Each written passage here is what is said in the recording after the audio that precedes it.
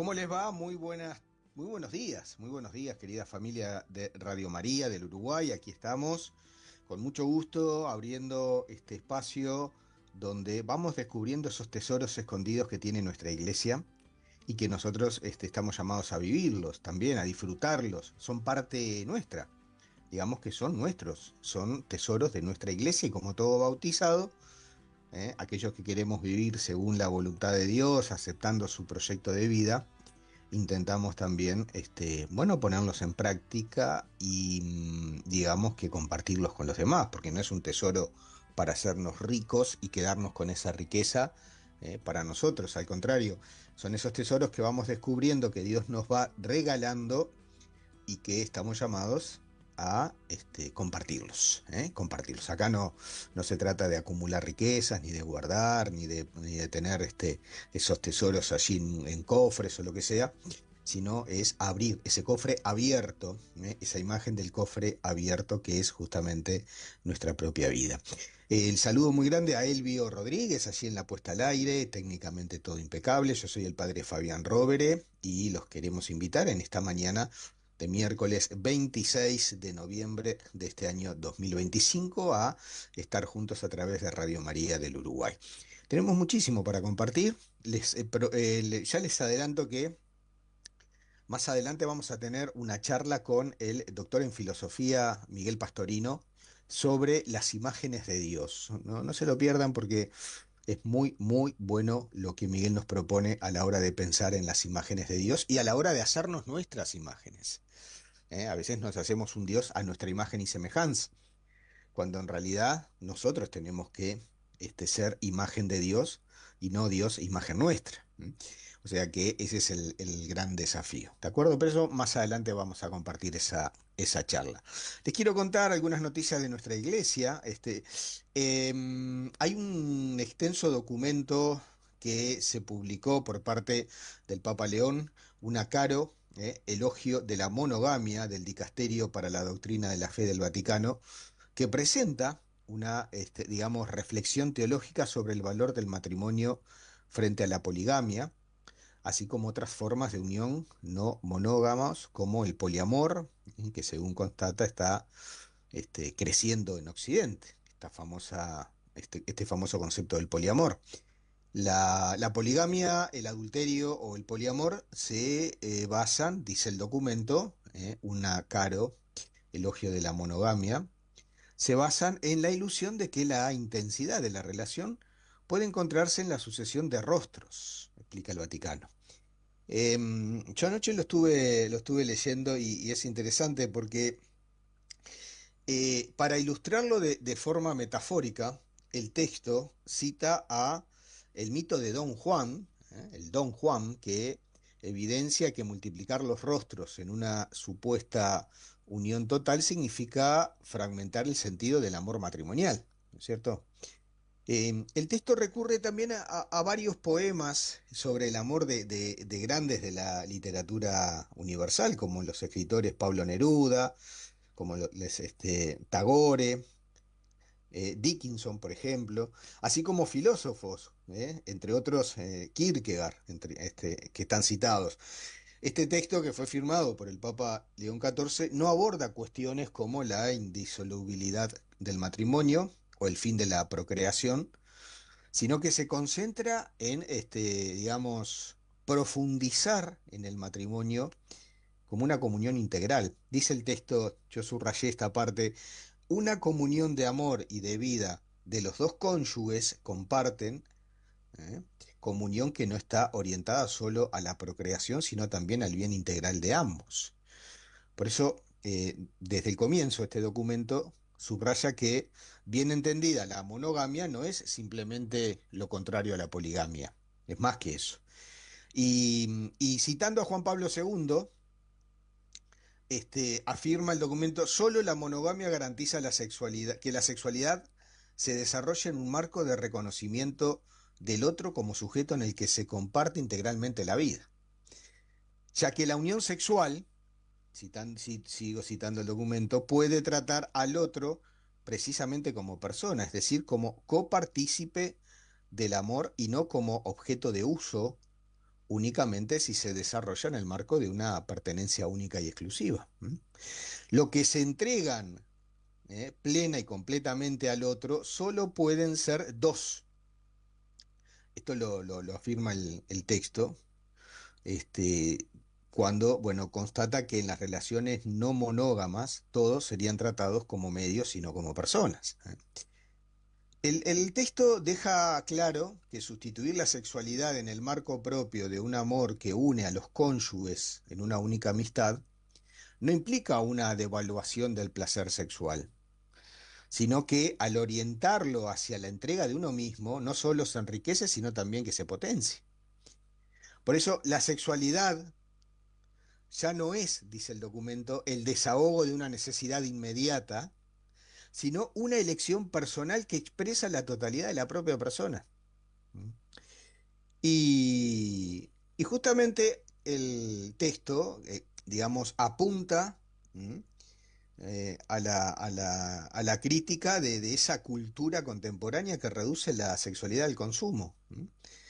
Y frente a este concepto de reducir la sexualidad al consumo, dice el texto, han surgido diversos problemas originados por una búsqueda excesiva y descontrolada del sexo por la simple negación del fin procreativo. Por ello, este documento defiende digamos, la apertura a la vida en la unión sexual como forma de expresión de la caridad conyugal. Digamos, la unión sexual, se lee en el documento, debe permanecer naturalmente abierta a la comunicación de la vida, aunque esto no significa que deba ser un fin explícito en cada acto sexual. Y en el plano, digamos, antropológico, este texto insiste en que la defensa de la monogamia constituye igualmente una defensa de la dignidad de las mujeres, porque la unidad del matrimonio implica, por tanto, una elección libre de la mujer que tiene derecho a exigir una reciprocidad exclusiva. Y bueno, abarca varios temas. A mí me pareció interesante esto porque es muy abarcativo en este sentido, ¿no? Por un lado, entra en el tema de las redes sociales. Dice el documento, en el universo de las redes sociales proliferan la violencia simbólica y sexual. Y ahí se pregunta cómo poder preservar la posibilidad de un amor fiel y monógamo. ¿Eh? La respuesta es clara ante un amor fiel y monógamo. Es la educación. Dice que ante eso es la educación. De hecho, el texto afirma que el universo de las redes sociales, donde la modestia se desvanece y proliferan la violencia simbólica y sexual, muestra la urgencia de una nueva pedagogía. ¿Mm? En este marco, el noviazgo aparece como una etapa formativa en la que el otro es recibido como promesa de infinito. Me pareció muy lindo, ¿no? El noviazgo es una etapa formativa, así como los sacerdotes tenemos nuestra etapa formativa en el noviciado o en el seminario. En el matrimonio, en la etapa formativa, aparece que el otro es recibido como promesa de infinito. Por eso dice el texto, la educación en la monogamia no constituye una restricción moral, sino una iniciación a la grandeza de un amor que trasciende la inmediatez. La educación, lo señala el texto, orienta la energía erótica hacia una sabiduría de la duración y hacia una apertura a lo divino, a lo trascendente. Y en este sentido, asegura que la monogamia no es un arcaísmo, sino es una profecía. No es algo del pasado, sino justamente la monogamia es propuesta y perspectiva de futuro, y revela que el amor humano, vivido en su plenitud, anticipa de alguna manera el misterio del mismo Dios. Esto me parece fundamental, ¿no? El texto como que realiza un amplio recorrido partiendo de lo teológico y lo espiritual. Tiene como un amplio recorrido por esa tradición cristiana que ha sostenido y que ha apuntado a la unidad matrimonial. Entre las numerosas citas patrísticas del texto está San Juan Crisóstomo, y en San Juan Crisóstomo veía en la unidad matrimonial un antídoto contra el desahogo sexual desenfrenado, sin amor ni fidelidad. Eso lo decía San Juan Crisóstomo, ¿no? El matrimonio es el antídoto contra el desahogo sexual desenfrenado, sin amor ni fidelidad. Mm. Este, mm, bueno, también está en el documento la enseñanza de León XIII, para quien la monogamia incluía una defensa de la dignidad de las mujeres que no puede ser negada o deshonrada ni siquiera por el deseo de procrear.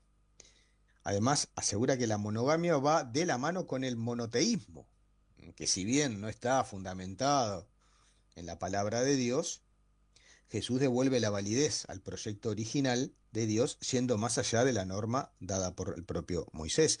El matrimonio cristiano, dice el texto, en su autenticidad y plenitud, es por tanto signo de la nueva alianza cristiana. El matrimonio cristiano en su autenticidad y plenitud es por tanto signo de la nueva alianza cristiana. Y después toca un tema que es el tema del adulterio, ¿no? Plantea el documento que el adulterio es la antítesis del matrimonio. Y ahí se va al catecismo de la Iglesia Católica, donde el texto considera el drama de quienes, deseosos de convertirse al Evangelio, deben adecuar situaciones familiares complejas. ¿Mm? Además de África, el documento también dirige una mirada hacia Asia, en concreto en India. Aunque la monogamia ha sido habitualmente la norma, se ha considerado un ideal en la vida matrimonial. La poligamia también ha persistido en esos lugares en diversas épocas, ¿no? En todo caso, tras reconocer que el adulterio es la antítesis del matrimonio, llama también a recibir con sensibilidad pastoral a quienes han compartido años de vida conyugal en estructuras no monógamas. Es decir, hablando de estos lugares, sobre todo en Asia, bueno, aquellos que quieren vivir esa conversión, ¿no es cierto? Y el documento subraya que la pertenencia recíproca constituye, digamos, un permanente dinamismo, no limitado por el paso del tiempo ni por la fragilidad de la carne. Por eso sostiene que con el paso del tiempo, incluso cuando la atracción física y la posibilidad de tener relaciones sexuales se debilitan, la pertenencia recíproca no está destinada a disolverse. Esto es muy importante. Aunque no exista la posibilidad de tener esas relaciones sexuales, ya sea por la edad o por alguna dificultad, la pertenencia recíproca no se disuelve. Y añade que la opción por la unión de dos se modifica, se transforma, ¿m? Sin perder por ello su carácter exclusivo, ¿no? Este, y frente a esta, digamos, a esta perspectiva, a esta visión del amor como respeto y reconocimiento del otro, el texto como que advierte sobre las distorsiones que aparecen cuando se pierde esta convicción.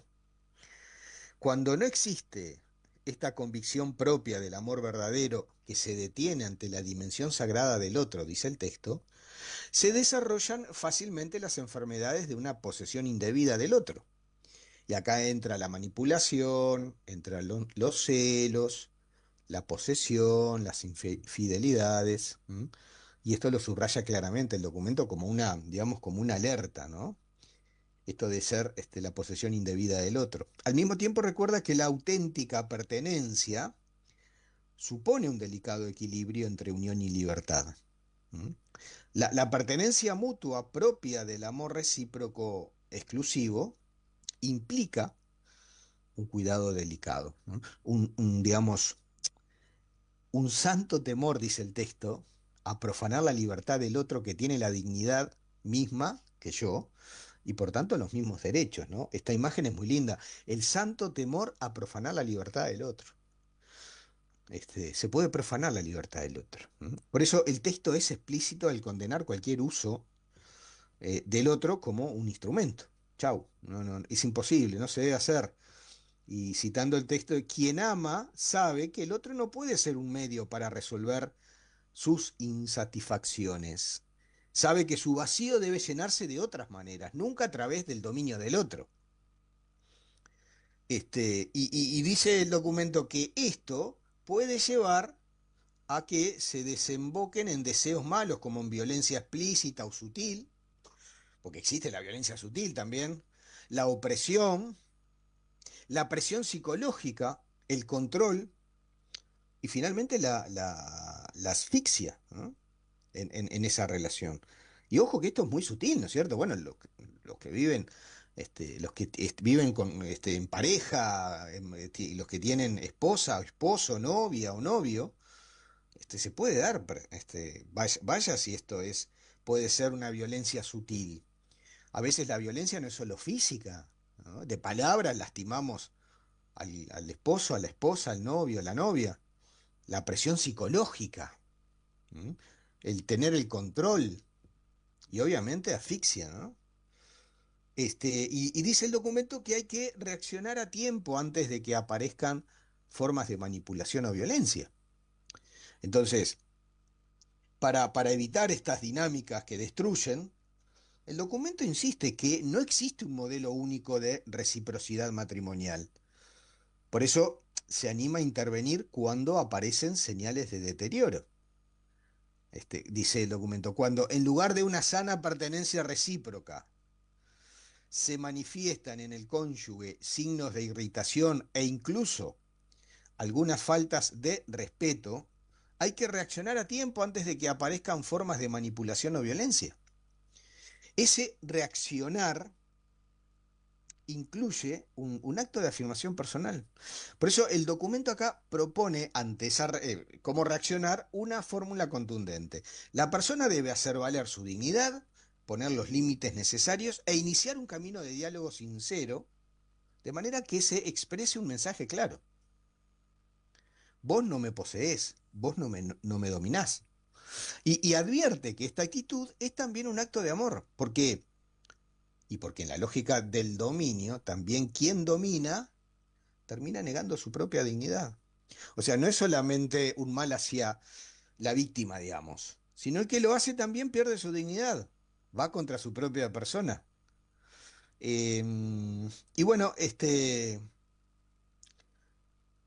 acá el otro punto que yo marqué, el tema de que la exclusividad del matrimonio no es una posesión. La madurez conyugal supone comprender que la exclusividad del matrimonio no es una posición, sino que deja abiertas muchas posibilidades. ¿Se entiende? Este, no es una, es decir, a veces cuando te dicen no, porque el poliamor es para que las parejas no se abran. No, mentira. La pareja está llamada a ser abierta también, sin necesidad de tener o el poliamor o tantas otras propuestas que van contra el matrimonio. Entre ellas, entre las parejas, respetar espacios personales, incluso secretos legítimos. ¿Mm?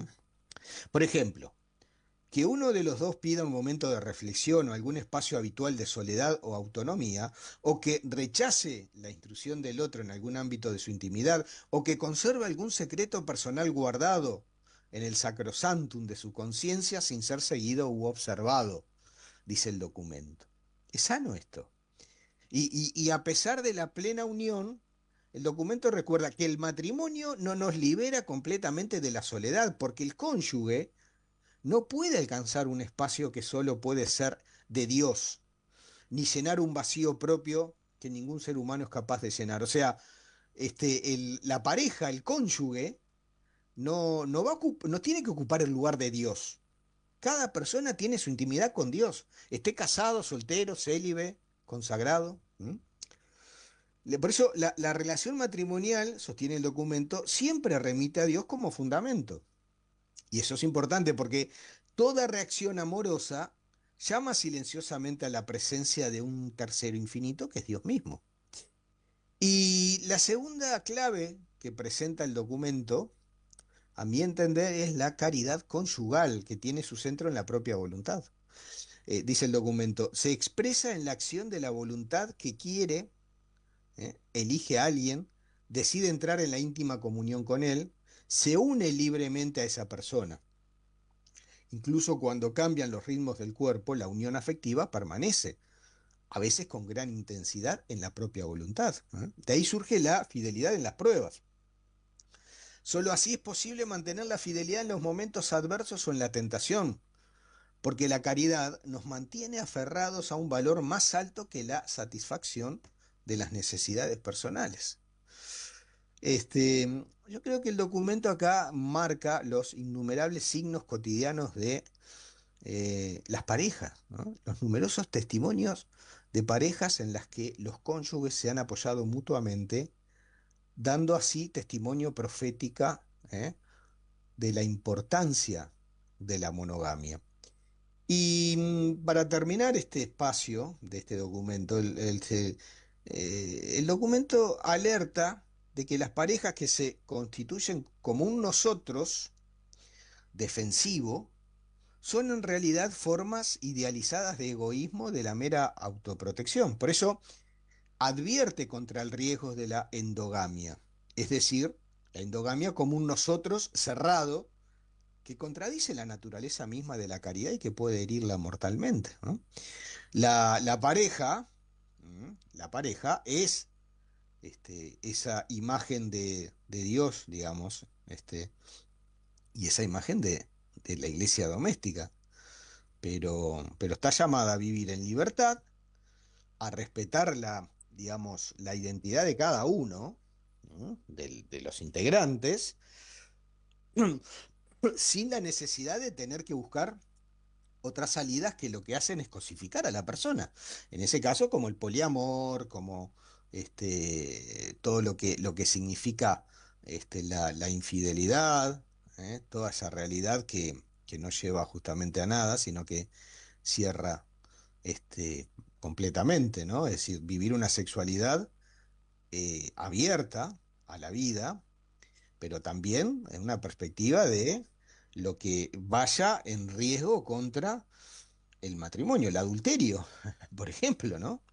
Donde se vive claramente todo esto. Por eso me parecía importante, digo, este documento que está firmado por el Papa León XIV y se trata de el aporte de este documento, un acaro, elogio de la monogamia, que presentó el Dicasterio para la Doctrina de la Fe, que tiene que ver con esta reflexión teológica sobre el valor del matrimonio, ¿no? Frente a la poligamia y a otras formas de unión no monógamos como el poliamor, que bueno, que sabemos que viene creciendo particularmente en Occidente, ¿no? Bueno, en fin, me parecía importante tener en cuenta este documento. Señores, vamos a poner un poquito de música y seguimos. Bueno, señores, como todos los miércoles, el Papa León tiene la catequesis, esa audiencia general, y que, bueno, justamente ahí brinda una reflexión. En esta última catequesis lo centró en el día de hoy sobre el valor de la vida humana, la crisis contemporánea de esperanza y el papel central de la Pascua en la comprensión cristiana de la existencia. Eh, León destacó en la mañana de hoy que pese a las dificultades cotidianas que afectan a millones de personas en todos los continentes, la vida sigue siendo un regalo que el ser humano recibe sin pedirlo, ¿eh? La vida nos es ofrecida y requiere un cuidado constante, afirmó, subrayando que este don plantea las grandes preguntas que atravesaron todas las épocas: quiénes somos, de dónde venimos y hacia dónde vamos. El Papa también dedicó parte de esa catequesis hoy a analizar lo que considera una de las problemáticas más extendidas de la sociedad actual: la desconfianza hacia la propia existencia. Muchos viven como si la vida fuera una amenaza de la cual protegerse. Esto es muy, muy interesante, ¿no? Bueno, y él dice que hay diversos momentos del Evangelio en los que Jesús muestra su cercanía con los excluidos, con los enfermos, con los desesperados. Textualmente decía el Papa hoy: Cristo es la vida y ha generado vida sin reservarse nada. Este ejemplo invita a los creyentes a un compromiso activo con la promoción de la vida en todas sus formas. Por otro lado, también se refirió a los relatos bíblicos que muestran cómo la libertad humana convierte la existencia en un drama marcado por tensiones y contradicciones. Habló del texto de Caín y Abel para ilustrar digamos, la rivalidad y la violencia que han acompañado a la humanidad desde sus orígenes. Subrayó que Dios no se cansa de sostener a la humanidad incluso cuando repite los errores del pasado. Y por otro lado, justamente entrando en el tema de la Pascua, definió a la Pascua de Cristo como la fuerza que nos sostiene en el desafío de vivir.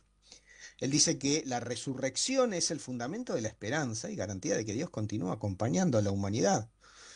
Textualmente, el Señor resucitado pasa nuevamente por nuestra vida y camina con nosotros.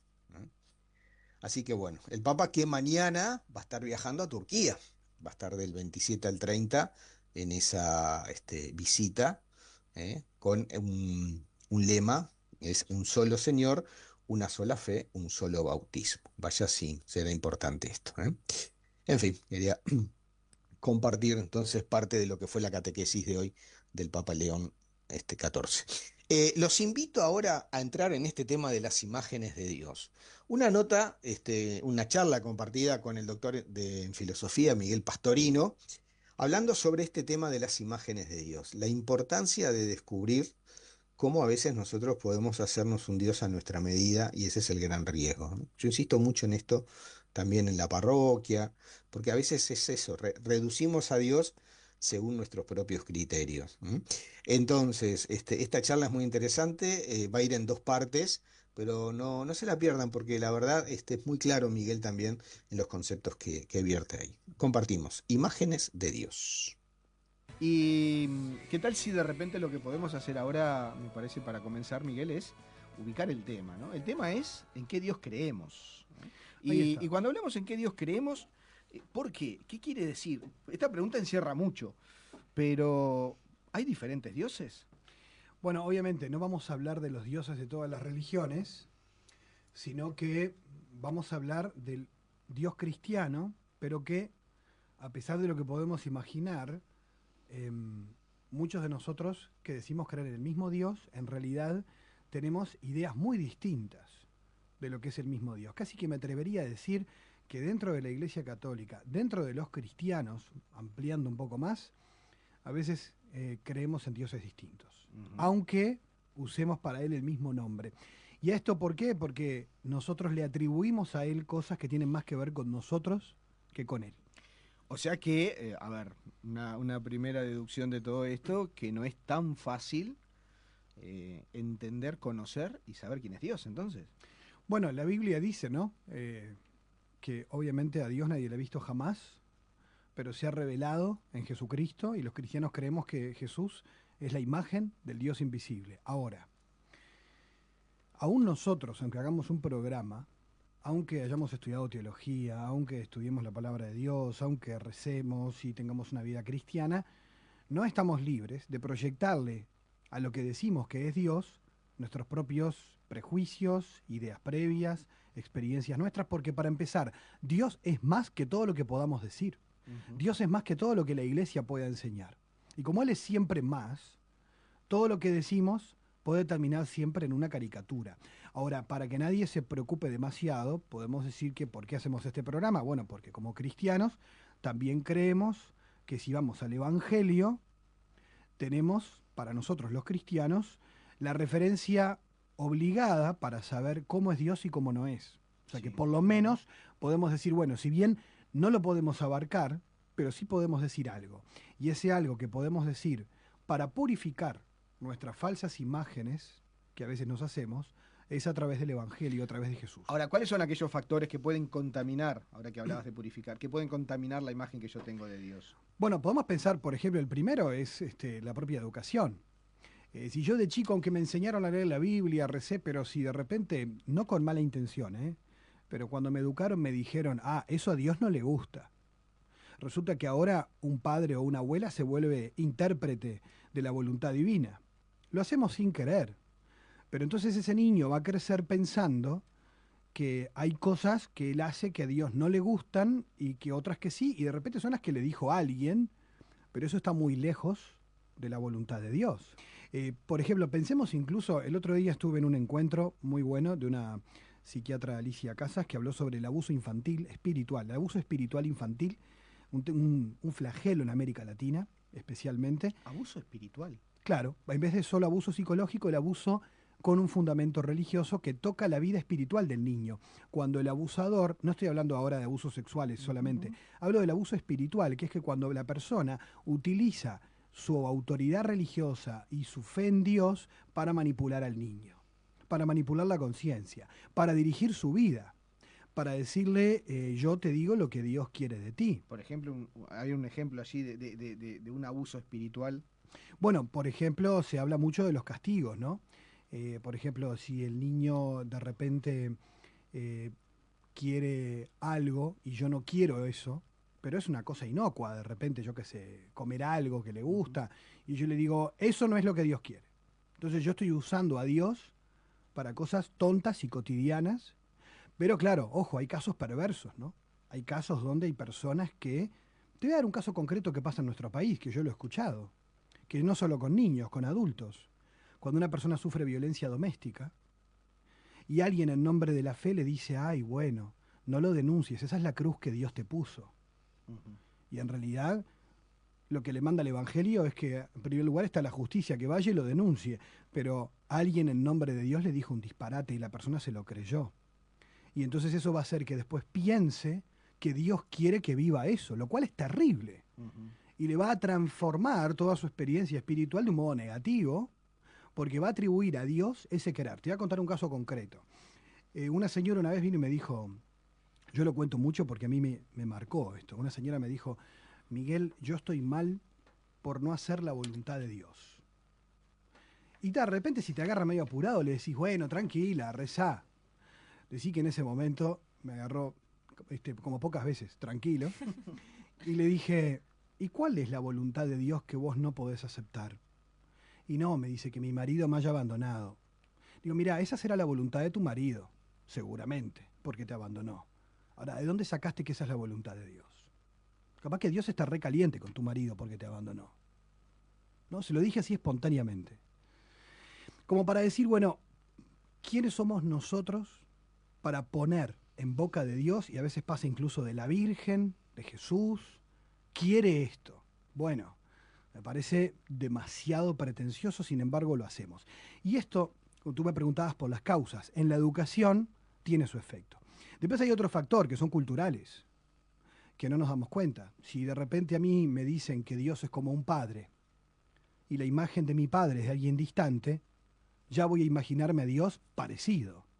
Por lo cual es muy difícil. Si alguien te dice que Dios te ama, y mi experiencia de amor es que quien me ama me lastima, a Dios le voy a empezar a tener miedo. Por eso es tan difícil, porque el lenguaje no es inocente, ¿no? Es decir, cada palabra tiene en la experiencia de cada persona una connotación detrás. Nos pasa en nuestra pastoral cotidiana. Yo siempre le digo a los catequistas, tengan cuidado al hablar de Dios Padre, por ejemplo. ¿Cuál es la experiencia de ese chico en la catequesis de su padre? Exacto. Si su padre lo abandonó, le pega, es borracho, lo manosea, lo que sea, y uno le dice Dios es Padre. Ah, Maula, está bravo creer en ese Dios, ¿no? Está difícil. Exacto. Entonces, Mira, es muy sutil todo esto. de hecho, si uno, por ejemplo, recorre, para no aburrirlos demasiado con filosofía, pero es importante tenerlo en cuenta, que casi todos los ateísmos que reinaron en el siglo XX, en el comienzo del siglo XX, la primera mitad sobre todo, y que tuvieron fuerza en la segunda mitad, ateísmos humanistas, que de algún modo están en la calle hoy, son Dios versus el hombre. ¿Por qué? Porque responden a una imagen determinada de Dios. Vamos a rastrearlos capaz que en una forma caricaturesca un poco... A ver, pero ¿qué me querés decir? ¿Que hay ateos que son ateos porque no creen en un Dios que en realidad no es Dios? Exacto. Por ejemplo, si yo digo el ateísmo de Marx, ¿no? Que tantas veces hemos escuchado, la religión es el opio de los pueblos, ¿a qué Dios niega Marx? Bueno, obviamente él creció y conoció un contexto donde el predestinacionismo, la predestinación, la creencia cristiana de que vos sos rico o pobre porque Dios te destinó a ser rico o pobre y tenés que aceptar esa voluntad, que eso no es lo que nosotros creemos, pero él creía que creíamos eso. Y por lo tanto, ¿qué dice Marx? No, este tipo no es pobre porque Dios quiere que sea pobre, es pobre porque otro lo explota. Y Dios es la excusa para mantenerlo alienado y que no cuestione la injusticia social en la que vive. Entonces, en ese sentido, yo puedo decir que soy ateo con Marx de ese monstruo que quiere que haya pobres. Pero ese no es el Dios de Jesucristo. Ese no es el Dios en el que nosotros creemos. Lo mismo podría decir de Nietzsche, que lo tienen como el profeta de la muerte de Dios, pero obviamente el hombre cuando razona y dice, bueno, frente a un Dios que no quiere que seas feliz, que si te divertís es pecado, que si te reís es pecado, que todo es pecado, que caminas y es pecado, a fin de cuentas, ¿qué va a decir? Que se muera Dios y que viva el hombre. Y vamos por el superhombre. O sea, ¿para qué quiero un Dios que me limite? Y en realidad, yo soy ateo del Dios de Nietzsche también, con él, porque el Dios de los cristianos es un Dios que es garante de nuestra libertad y quiere que llevemos nuestra vida a plenitud, no que seamos menos. Y así podemos recorrer. El Dios que critica a Freud es un Dios que mantiene a la gente siempre infantil. Bueno, obviamente, Dios no me quiere que esté toda la vida en una visión infantil de la fe. O el Dios de Feuerbach, que obviamente pretendía que criticaba la idea de un Dios que era un tapagujeros de todo lo que yo no puedo resolver, me lo resuelve Dios, y todo lo que el hombre no es, Dios lo es en plenitud. Bueno, pero también esa es una idea falsa de Dios. Y dejando a los filósofos de lado, pensemos nosotros, la gente atea que conocemos, normalmente no está súper enojada con un Dios que no es en el que yo creo. No están normalmente decepcionados de un Dios que es un Dios en el cual no vale la pena creer, y cuando los escuchás decir, y vos crees en Dios y tal cosa, y yo lo escucho y digo, la verdad que en ese Dios yo tampoco creo, loco, yo tampoco. Lo que pasa es que es una idea a la cual combaten, y a veces detrás de muchos ateísmos militantes y apasionados, lo que hay es un enojo con una idea de Dios que hay que demoler. Entonces hay veces que no estamos tan lejos de muchos ateos si abrimos el corazón. Mira, yo lo he contado alguna vez, hay una canción de un grupo de heavy metal español que se llama Mago de Oz, que es sobre el Padre Nuestro. En la canción, en el medio de la canción, la cantata del diablo, los cantantes dejan de cantar y empiezan a hablar y dicen, como criticando a Dios, dicen, Padre Nuestro, de los que creen en ti y de los que en ti ya no creemos. Pero están rezando los tipos. Están diciendo, de los que en ti ya no creemos, pero ¿por qué le hablan a alguien? En el fondo quieren creer, pero no pueden. Y después dicen, nos han dicho que eres uno y trino, pero con uno solo que baje a ayudarnos nos bastaría. La pregunta es, ¿no se enteraron que la fe cristiana dice que Dios se hizo hombre? ¿Y que vino a sufrir nuestros sufrimientos y a hacer suyo nuestro dolor? No se enteraron.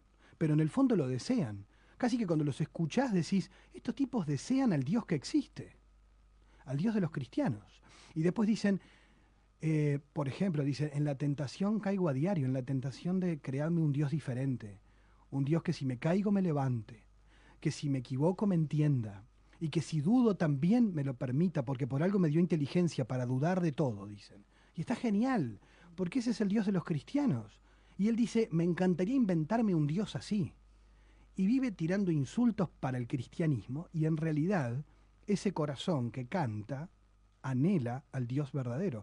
Con lo cual te muestra aquello que decía el Concilio Vaticano II, que lo dice, que hay muchos ateos por el mal testimonio de los cristianos y por una falsa imagen de Dios que nosotros mismos le hemos transmitido. O sea que pueden haber ateos en función de la propia experiencia. Es decir, claro, mi experiencia me lleva a no creer en ese Dios al cual no me respondió cuando me pasó algo puntual, por ejemplo. Bueno, entonces no creo en Dios porque me abandonó. Y sin embargo, de repente la experiencia era que lo llevaba por otro lado. Pero digo, a ver, por lo que te escucho, deduzco eso. Uno puede ser ateo en base a su propia experiencia tal vez negativa de la vida.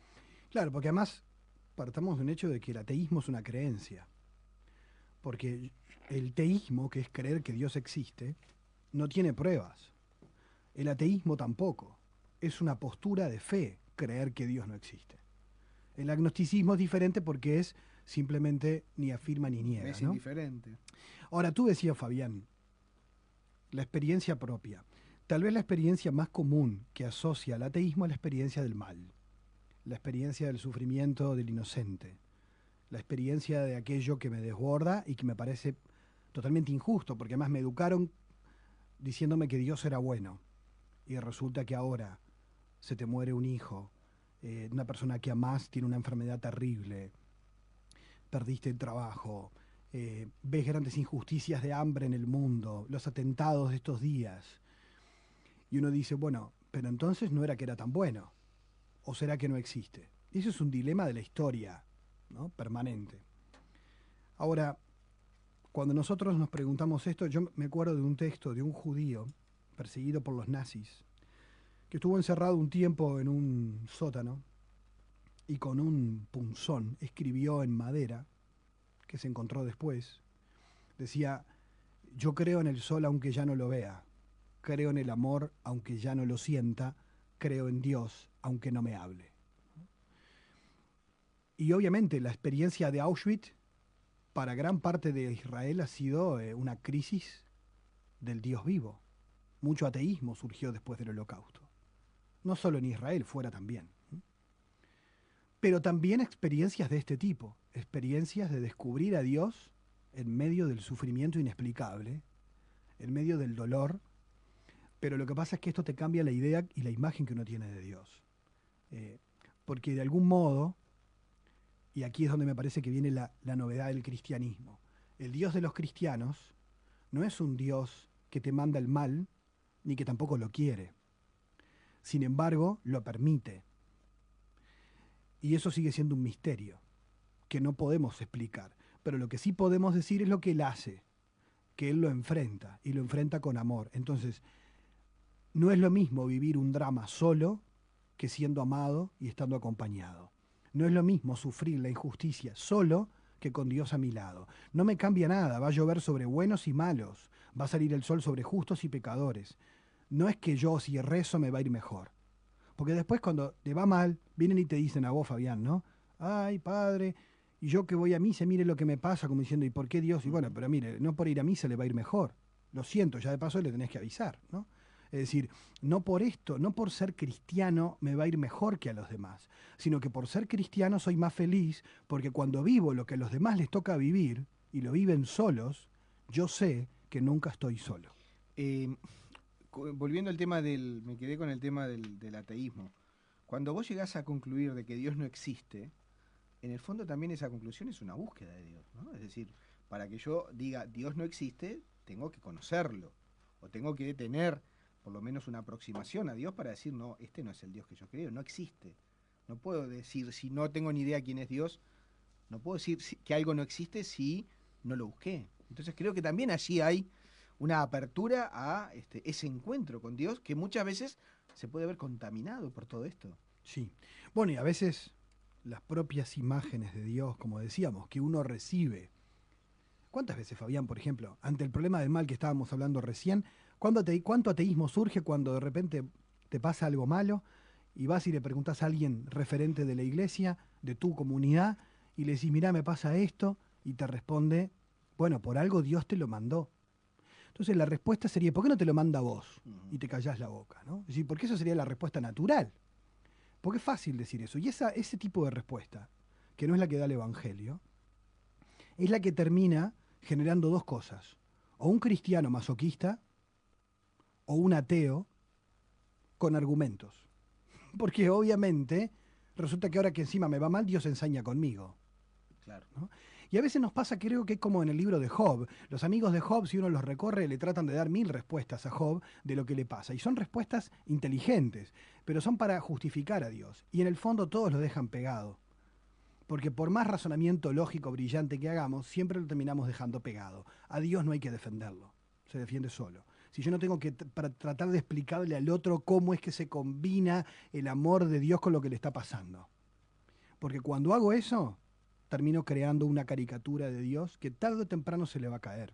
Pero, Miguel, yo te decía, bueno, ¿cuáles son aquellas imágenes que podemos tener de un Dios que no es Dios en este sentido, desde esta perspectiva, y que muchas veces implica a nosotros cristianos, es decir, que conocemos a Jesús, que tenemos ese encuentro con el Evangelio, que alimentamos nuestra vida con la Eucaristía, y sin embargo a la hora de pensar y de predicar y de encontrarnos con Dios, tal vez lo estamos haciendo con algo que no es Dios.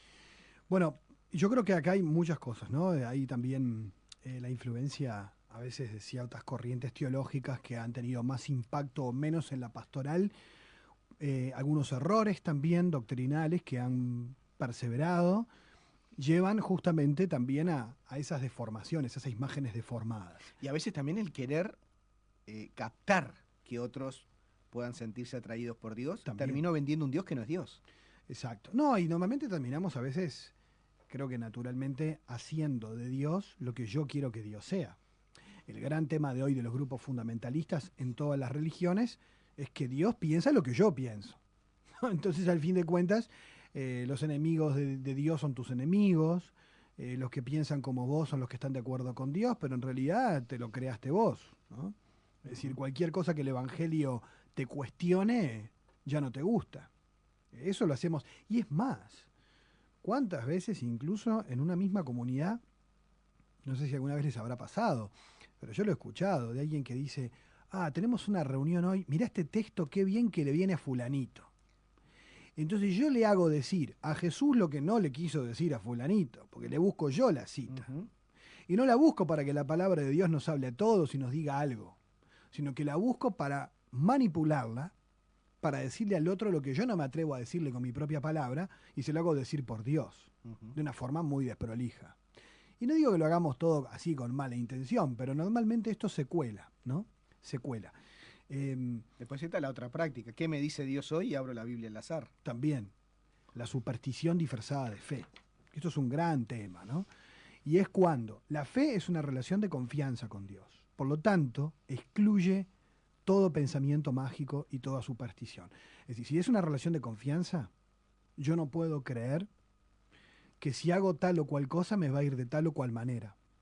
Y que Dios se va a comportar como se comportan en la magia, ¿no? Los seres divinos, que yo, si hago tal cosa, Dios lo va a hacer. Ejemplo tonto, esos PowerPoint que te mandan, espantosos, que te dicen si lo mandás a 5 amigos le va a llegar una bendición, a que ahora la bendición va por PowerPoint en archivo adjunto. Una estupidez. Sin embargo, a veces con toda buena intención, pero ahí empiezan las cadenas y todas esas supersticiones que además de repente se te cuela alguna que te dice que si no la mandaste va a pasar algo terrible, ¿no?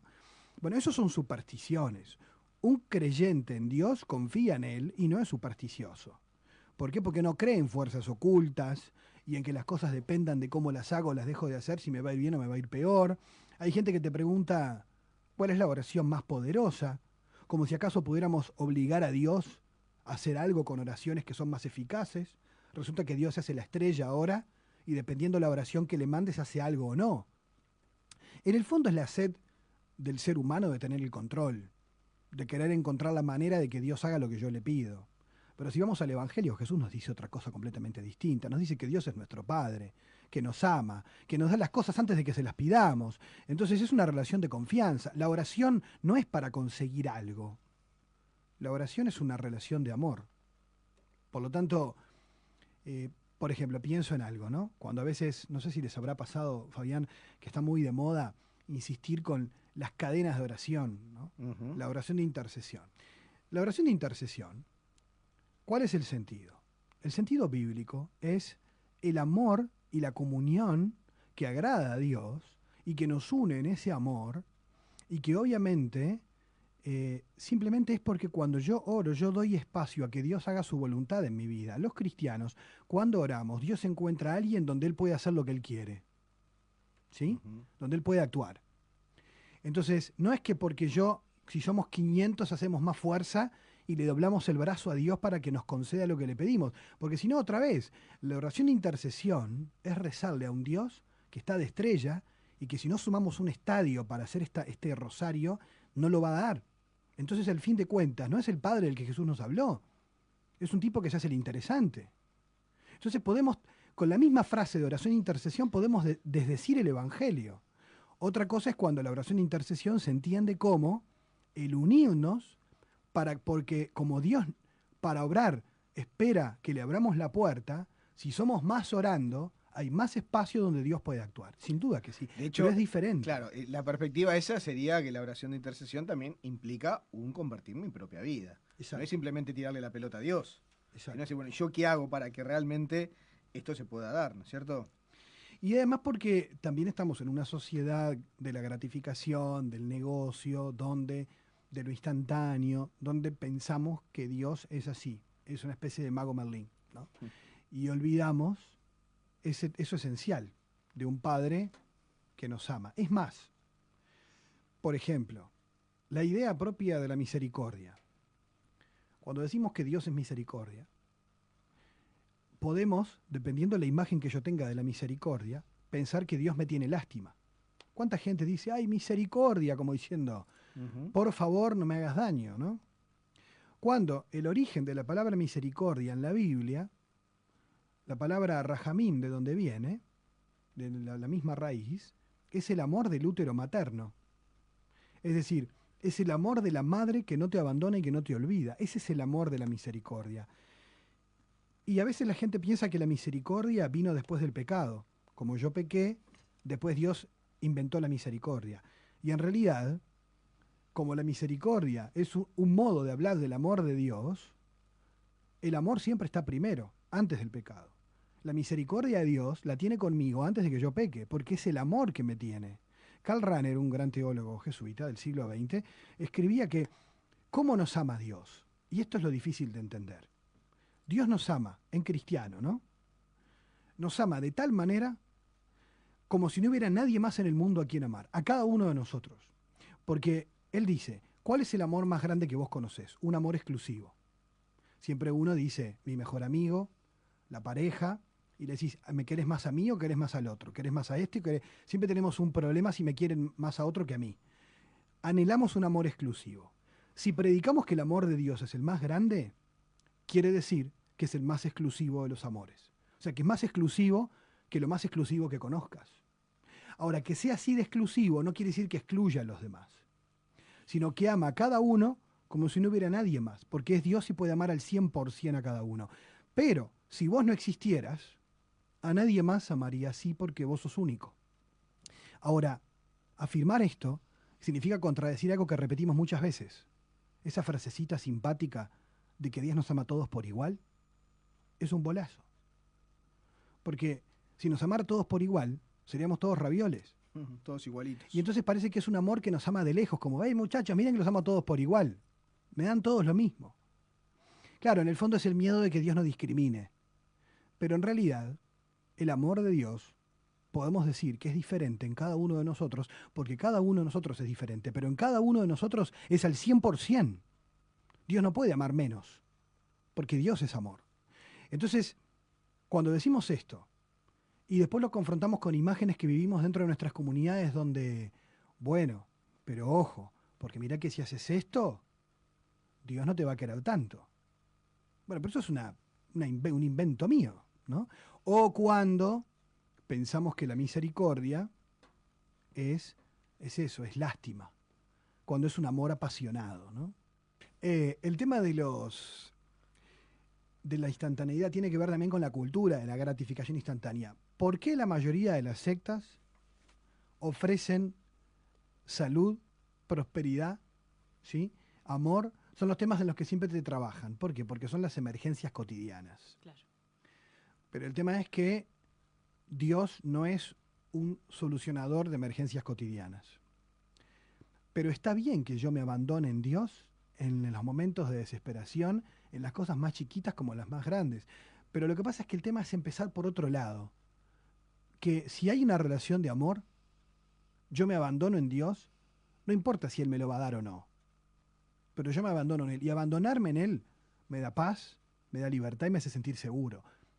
Porque el tema es la relación. El problema es que si no está la relación con Él, sigue siendo un señor extraño que en una de esas capaz que me da corte. Pero entonces ese no es el Dios del Evangelio. Porque al final parezco un empleado que a ver si no me paga, a ver si me tira con algo. Bueno, esa no es la idea. Ahora, cuando hablamos de imágenes de Dios, y lo decís en plural, y estamos de hecho viendo esto, ¿por qué cuando, quienes somos cristianos, tenemos claro quién es la imagen de Dios. ¿Por qué nos hacemos otras imágenes? Es decir, la palabra lo dice, Jesucristo es la imagen de Dios, como dice San Pablo, invisible, primogénito de toda criatura.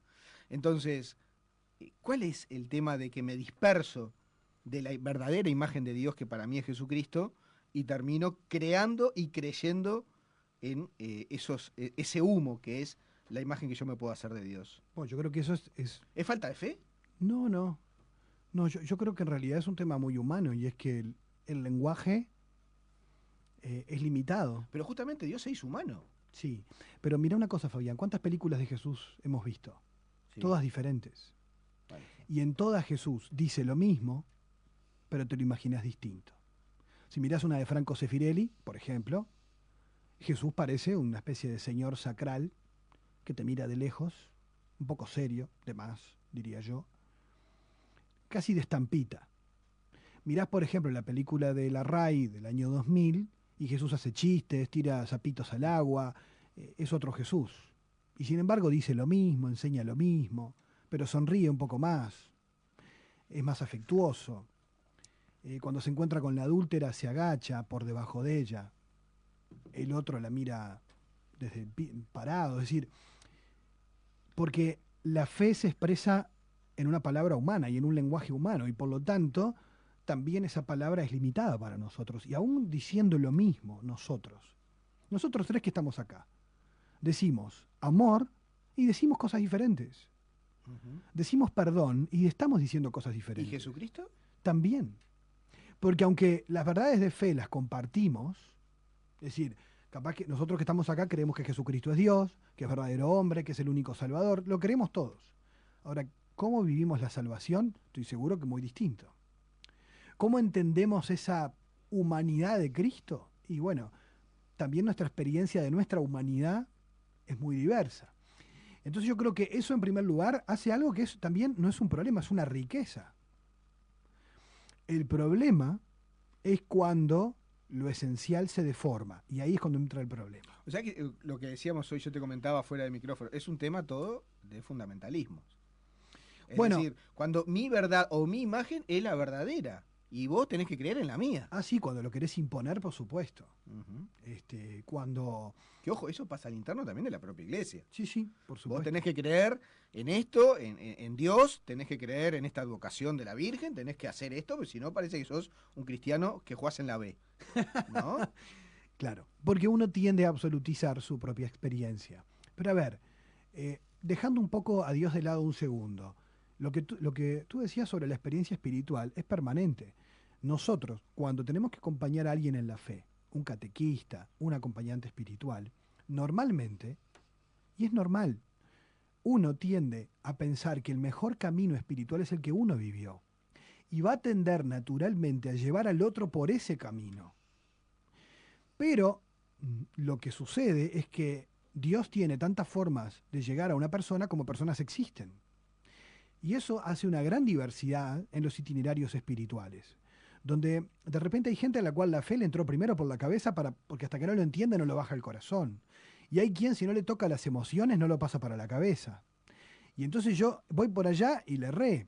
Hay gente que primero se compromete en cosas sociales, sin fe, y allí descubre la presencia de Dios y hace un camino hacia la oración. Hay gente que primero necesita tener una experiencia más de intimidad con Dios, descubrir a Dios en la oración para poder verlo en el pobre. Yo no puedo absolutizar un camino, porque de hecho la propia palabra de Dios muestra esa diversidad de caminos, aunque sea el mismo Dios, la misma palabra, el mismo Jesucristo.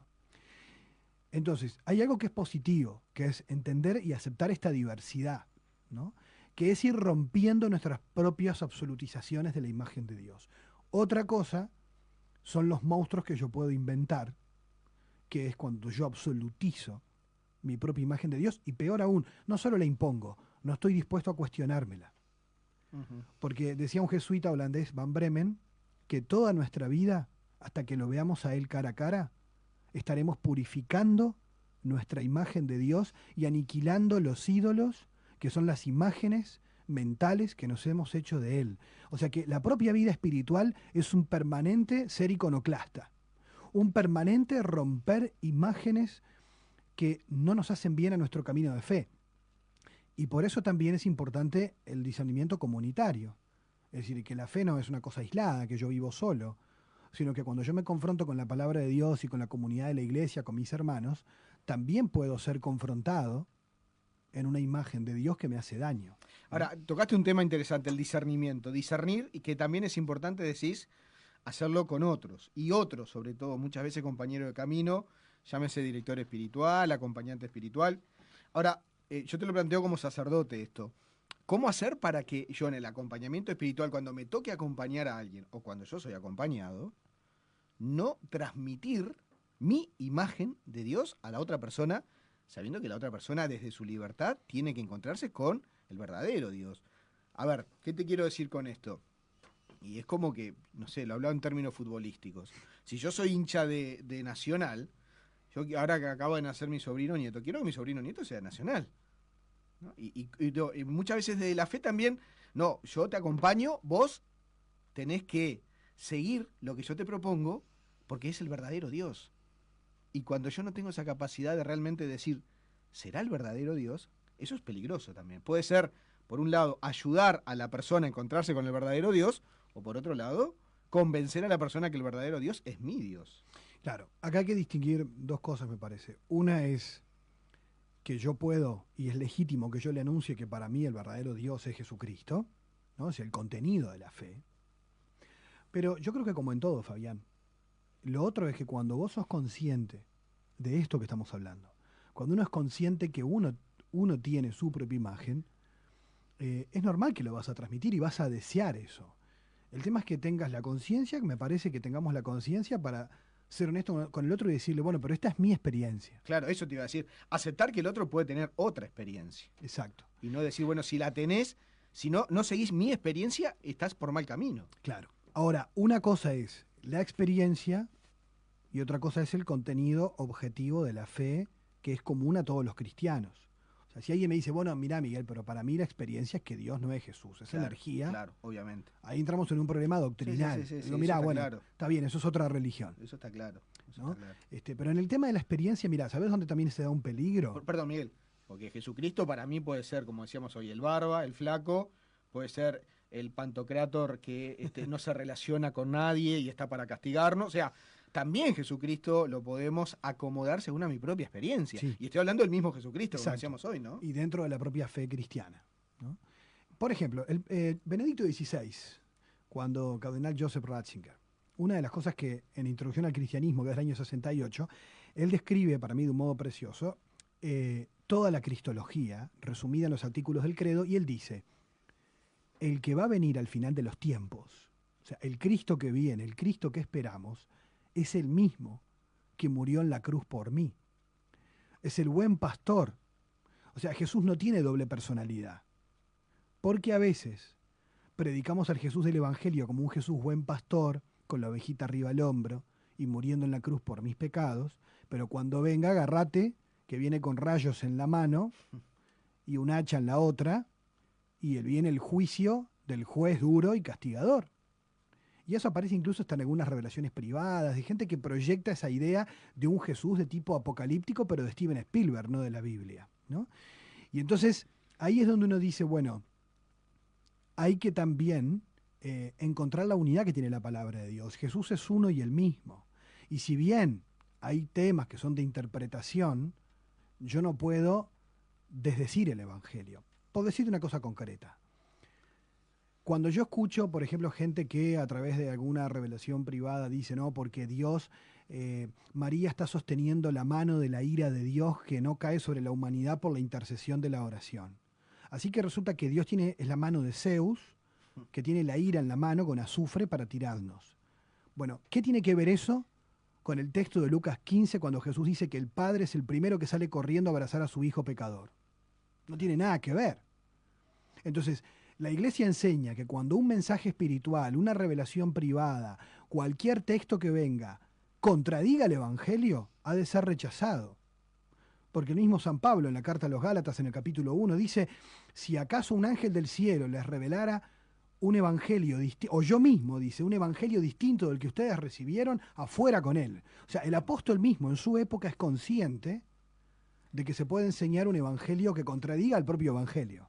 La Iglesia enseña que la revelación ha llegado a su plenitud en Jesucristo. O sea, no hay nada nuevo que vaya a ser revelado. Porque si hay algo nuevo que se vaya a revelar después, quiere decir que Jesucristo no es la plenitud de la revelación, entonces habría que empezar de cero y tirar todo. Claro. O sea, sería contradecir la propia fe. Dios no escondió nada. Exacto. Todo ha sido revelado en Cristo, lo cual no quiere decir que lo hayamos comprendido todo, que lo hayamos vivido todo. Por lo tanto, aunque la revelación se ha dado por completo, no quiere decir que nosotros ya lo tengamos todo resuelto. Miguel, yo había dejado pendiente esa pregunta. Ahora, frente a todo esto que venimos hablando, y que evidentemente, bueno, uno puede decir, tal vez yo también esté en este momento teniendo una falsa imagen de Dios. Hay un camino como cristianos, ¿cómo debemos transitar para realmente encontrarnos con la verdadera imagen de Dios? Bueno, la respuesta la dio Jesús, ¿no? Cuando le preguntaron, muéstranos al Padre. Y Jesús contesta, hace tanto que están conmigo, ¿no? Y todavía no me conocen. El que a mí me ve, ve al Padre. Los cristianos creemos que lo que se predica de Jesús se predica de Dios. O sea que el camino es Jesús. Él lo dijo, yo soy el camino, la verdad y la vida. Es decir, si queremos acercarnos a Dios, es acercarnos a Jesús. Conociendo más a Jesús, conocemos más a Dios. Y también como podemos conocer a Jesús con nuestros propios lentes, es bueno dejarse impactar por el Evangelio. Yo creo que además la palabra de Dios, si uno recorre, por ejemplo, los profetas como Ezequiel u Oseas, empieza a ver que la imagen del amor de Dios que aparece en la Biblia es la del vínculo más exclusivo que se conoce, que es el vínculo esponsal, como aparece en el Cantar de los Cantares. Es decir, para Dios decirnos cuánto nos ama, la imagen bíblica es la del amor exclusivo, apasionado, que podemos incluso a partir de allí deducir algo muy clave, central, y es, nosotros a veces pensamos que cuando hay que rezar hay que ir a buscar a Dios. La buena noticia de la palabra de Dios es que es Dios, si es Dios el que nos ama más, es obvio que Él me ama más a mí que yo a Él, quiere decir entonces que el que ama desea, y por lo tanto, Dios me desea más a mí que yo a Él. Por lo tanto, debería deducir que Dios me busca más a mí que yo a Él, por lo cual debería también deducir que Dios siempre tiene más ganas de estar conmigo que yo con Él, y por lo tanto, cuando yo voy a rezar, no es que voy a buscar a Dios, sino que estoy respondiendo a alguien que está eternamente llamándome todo el tiempo, porque me ama así todo el tiempo. Y esto cambia la dinámica hasta de la oración, cambia la dinámica de cómo, porque la imagen de Dios te cambia y te cambia la imagen del pecado, la imagen de la oración, la imagen de los sacramentos, todo te cambia. Porque, por ejemplo, quien va a misa pensando que tiene que ir para conseguir algo, arrancó mal, porque en realidad en la Eucaristía es Dios que te espera para entregarse Él y darse completamente. Con lo cual, cuando yo voy, en realidad, ya antes de que yo vaya, me están dando, ¿no? Es decir, se está entregando. Y hay quien, como escuché una vez a un teólogo decir, a veces vamos a Dios pidiéndole cosas y Dios viene a darse Él. Es decir, cuando alguien te ama, no quiere darte cosas, quiere darse Él por completo. Eso es lo que recibimos en la Eucaristía, es decir, a Dios que se da por completo. Entonces, también es verdad que cuando yo digo quiero purificar mis imágenes de Dios, bueno, para empezar hay que leer todos los días el Evangelio, ¿no? O sea, así como por ósmosis no viene, ¿no? Es decir, si uno no lee la palabra, no confronta su propia vida espiritual con la palabra de Dios, difícil. Después también es verdad que hay cosas que son de formación. Es importante también formarse. Antes se pensaba que, no sé, que la teología era para los expertos. Por decirles una cosa, cuando uno estudia teología, cuando uno estudia de repente Biblia, descubrís que hay textos que si no conoces su contexto, los interpretas mal. Por ejemplo, si yo pienso, por ejemplo, en los conceptos que San Pablo usa en sus cartas como la carne versus el espíritu. Pablo utiliza la carne para referirse no a lo material, como nosotros entendemos, sino que la carne es todo lo que depende de mi esfuerzo voluntario, es decir, todo lo que es mi mérito. Por lo tanto, cuando se dice que lo que vence es el espíritu, no es la idea de Platón del alma versus el cuerpo, sino de la gracia versus mi voluntarismo. Entonces, cuando yo concretamente interpreto eso, me cambia el modo en que interpreto toda la Biblia. Por ejemplo, cuando de repente, otro problema que tenemos en la iglesia, lo hemos hablado muchas veces, Fabián, es la confusión de fe con moral. Esta es súper extendida. La fe no son valores. La fe es relación con Dios. Hay gente que dice, no, porque yo tengo fe porque yo hago las cosas que manda Dios, y entonces se refieren a que se portan bien. Alguien se puede portar muy bien y ser ateo. Bueno, Miguel, predicamos muchas veces a un Jesús como un tipo bueno. Exacto. Y no, más que un tipo bueno, es algo mucho más enorme que eso, ¿no? Es que mira, hay una imagen para mí que es gráfica, ¿no? Por ejemplo, el texto de Lucas 19, Zaqueo, cuando este hombre, que era, según el relato, era un jefe de recaudadores de impuestos, o sea, no era un recaudador, sino un jefe, y sabemos que en Israel un recaudador de impuestos era un tipo mal visto, que le sacaba plata y le robaba a sus propios hermanos judíos para el Imperio Romano. Este hombre no era un recaudador, era un jefe, o sea, que no era un mafioso, era un jefe de mafia, era lo peor. Y se dice el texto que quiere ver a Jesús, y se sube a un sicómoro. Hay veces que le hemos pintado a Zaqueo en un árbol pelado, pero el sicómoro es un árbol parecido a una higuera que tiene hoja perenne todo el año, o sea que está siempre lleno de hojas. Es frondoso. Exacto, o sea que Zaqueo se sube a un árbol en el que seguramente nadie lo ve, porque quiere ver pero no ser visto. Cuando Jesús lo mira y lo ve y le dice Zaqueo, se le habrán volado todas las hojas, y además Jesús se invita a su casa. Normalmente, si yo tengo una lectura moralista, voy a leer el texto diciendo, ¿vieron? Zaqueo dio todos sus bienes a los pobres, devolvió lo que había robado, y por eso Jesús dijo, la salvación vino hasta casa. Esa es una lectura moralista y equivocada, porque la salvación a Zaqueo le llegó en el árbol. Cuando a este hombre lo amó como nadie lo había amado, lo miró como nadie lo había mirado, y porque le pasó eso, y ese amor le transformó la vida, le importaba 3 rábanos la plata, y eso lo transformó y lo cambió.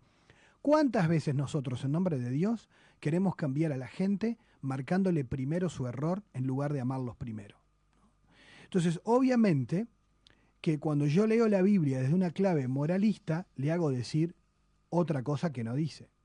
¿Cuántas veces podemos tomar cualquier texto? Yo lo he gastado hasta el infinito, ¿no? El tema de la mujer adúltera, que siempre, ¿no? Porque ¿cuántas veces los católicos les preguntás cuál es el mensaje del texto y todos se acuerdan de la frase divina, el que esté libre de pecado que tire la primera piedra? Y el final de la historia, que es lo más importante, todos se lo olvidan. Que la enseñanza no es esa, la enseñanza es que Jesús le dijo, mujer, yo tampoco te condeno. O sea, Dios no te acusa, así que nadie se le ocurra señalarte.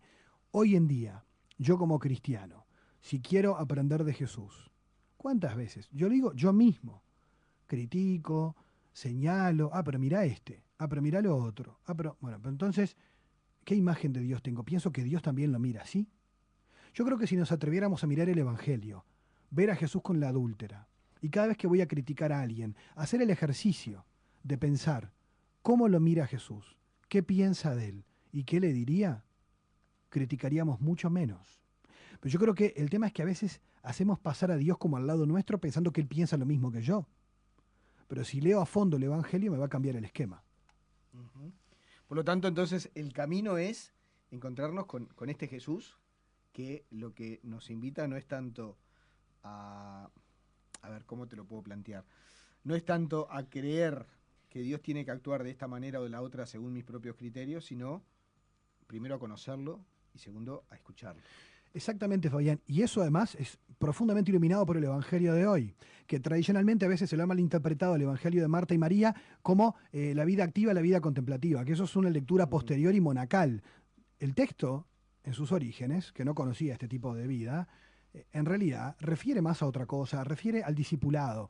Es decir, Marta le dice a Jesús lo que tiene que hacer. Decile a mi hermana que me ayude. ¿Ah? Es el creyente que le dice a Dios lo que tiene que hacer y cómo tiene que hacerlo, aunque sin duda se porta muy bien con Dios. Y está el otro creyente, que es el que se queda con la mejor parte, no porque se dedique a la vida contemplativa, sino porque se pone a los pies del maestro a escucharle a él. Entonces, es decir, ¿dónde está Dios? ¿Está para hacerme caso a mí, tomarme apuntes? ¿O soy yo el que me siento a tomarle apuntes a él? Es decir, ¿de qué lugar me coloco yo? Si dándole órdenes a Dios de cómo debería ser el mundo y quiénes son los malos y quiénes son los buenos, ¿o soy yo el que me dejo convertir para que Dios me cambie la mirada? ¿Y cuál es el detalle, que no es menor, que uno tiene que tener siempre en cuenta para no desbarrancar en este caso. Es decir, bueno, me cuido, sé cómo encontrarme con el verdadero Dios, con la verdadera imagen de Dios. Pero ¿qué es lo que yo no debo de dejar de tener en cuenta o dejar de estar atento para no transformar precisamente en una falsa imagen? Bueno, algo que creo que me faltó hoy a mí en este programa y que creo que todos necesitamos es un poco más de humildad, y es de aceptar que yo también puedo estar cada día absolutizando mi propia imagen de Dios, ¿no? O sea, la humildad de decir, Señor, ayúdame a purificar siempre cualquier caricatura que haga de ti, es decir, para que de verdad me abra el misterio que siempre me va a sorprender, ¿no? O sea, estar abierto a dejarnos sorprender por Él. Eso es una tarea para toda la vida, ¿no? Sí, sin duda. A ver, yo me gustaría, Miguel, terminar el programa teniendo en cuenta que todos aquellos que hemos tenido ese primer encuentro con Jesús, que nos ha cambiado la vida, que decidimos seguirlo como laicos, como sacerdotes, y que tenemos la oportunidad de celebrar la Eucaristía y de encontrarnos con Él, es tal vez una buena oportunidad también para no irnos por aquellos lados donde nos encontramos con un Dios que está vacío. Creo que está bueno también aprovechar lo que ya tenemos para verdaderamente creer en el verdadero Dios, que es Jesucristo, ¿no? Bueno, y mira, y una cosa que me enseñó un pastor evangélico amigo, me dijo, mira, una de las cosas que a mí me preocupa es ver que en la Iglesia Católica a veces uno va y no encuentra nada de su tesoro y su riqueza. Dice, porque ustedes tienen un montón de maestros espirituales de 2000 años, santos, místicos, dice, pero en algún freezer los metieron, ¿no? Es decir, como recalcándome la riqueza de una tradición espiritual de 2000 años, que sin lugar a dudas es un gran tesoro, que a veces andamos buscando a ver si en internet me encuentro algo en Google que me diga algo lindo sobre el amor de Dios. O espiritualidades de 20 pesos, ¿no? Exacto. Cuando en realidad, o me bajo alguna aplicación, cuando en realidad hay un gran tesoro espiritual de la tradición cristiana que además también te asegura algo. Si en 2000 años los cristianos, incluso con nuestras divisiones, hablo de nuestros hermanos evangélicos y demás, con nuestras divisiones hay un núcleo común que ha permanecido invariable gracias a que ha sido confirmada y vivida y revivida esta misma fe. Es decir, hay mucha riqueza espiritual de gente que ha vivido su vida profundizando en esta fe y que tiene mucho para compartir, ¿no? Es decir, pienso, por ejemplo, en los católicos, cuando de repente en el oficio de lecturas hay tantas lecturas de, por ejemplo, de santos y de monjes, de textos como los padres de la Iglesia, que sin duda nos iluminan muchísimo, ¿no? Entonces, yo creo que a veces andamos, como decía San Pablo en la carta a Timoteo, en la primera decía, atrás de novelerías y abandonamos, decía, la sana doctrina, ¿no? En el sentido de abandonar a ese tesoro de riqueza interminable que la Iglesia tiene y andamos atrás de novelerías. Yo creo que todos tenemos el desafío de encontrarnos más espacios. Si a mí me preguntaran sobre un amigo y me dijeran, ¿cómo hacemos para cultivar esta amistad? Y es igual. Si no ves a tu amigo, no cultivas la amistad. Si no hay tiempo con él, por WhatsApp no se hace todo. Es decir, si yo no tengo ese espacio, no puedo mentirme y decir que tengo una relación profunda. Entonces, a lo que es importante le dedicamos tiempo. Si consideramos que Dios es importante, no puede ser un PowerPoint. No puede ser simplemente un mensajecito diario. Una cadena. O como a veces pasa, hay que leer el Evangelio del día, listo, cumplí y ahora me dedico a otra cosa. Para que la fe transforme la vida, tiene que estar presente todo el día. Las relaciones de amistad y de pareja, que son las más fecundas, son las que el otro me habita todo el tiempo. Es decir, está presente en mi vida. Si es un compromiso más, es superficial. Entonces yo en esto creo que invitaría a esto, es decir, Jesús, ¿es un compromiso más en tu vida? ¿Es el domingo 1 hora? ¿Es un rato por día? ¿O es aquel que penetra tu corazón las 24 horas del día? Entonces ahí hay una diferencia de calidad que en realidad Dios la quiere, pero necesita que uno le abra la puerta todo el día.